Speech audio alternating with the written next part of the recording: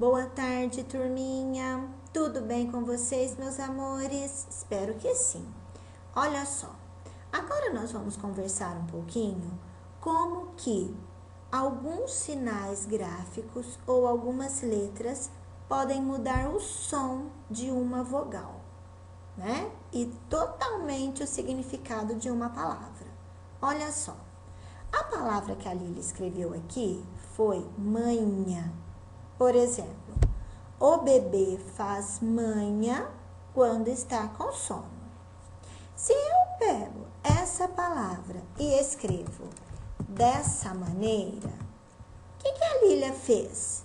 A Lília colocou um tio em cima da última vogal, A. Ficou manhã. Por exemplo, hoje de manhã o sol estava forte. Perceberam a diferença de manhã e manhã? Observem o som. Manhã e manhã. Nha, nha. N-H-A, tio. Muito bem. Vamos para a próxima.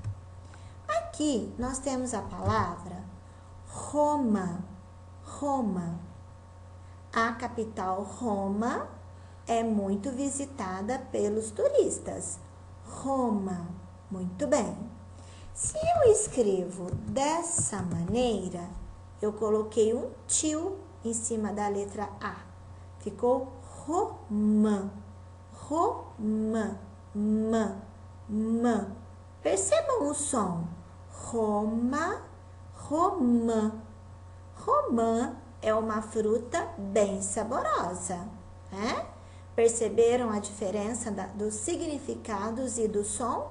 Roma, Roma, Romã, M-A, tio.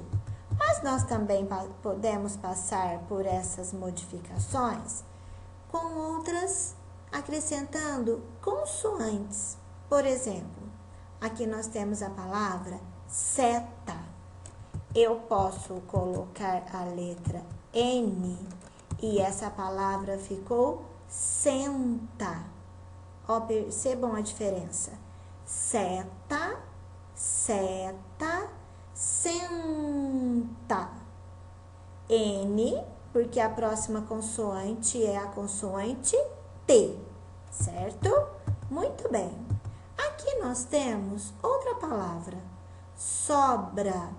Também quero modificar o som da minha vogal O. Sombra. Percebam a diferença. Sobra, sombra. Aqui eu acrescentei M, porque antes da consoante P e B, nós colocamos a consoante M. E antes de todas as demais consoantes, nós usamos a letra N. Então, ouçam mais uma vez. Sobra, sombra. Seta, senta. Perceberam?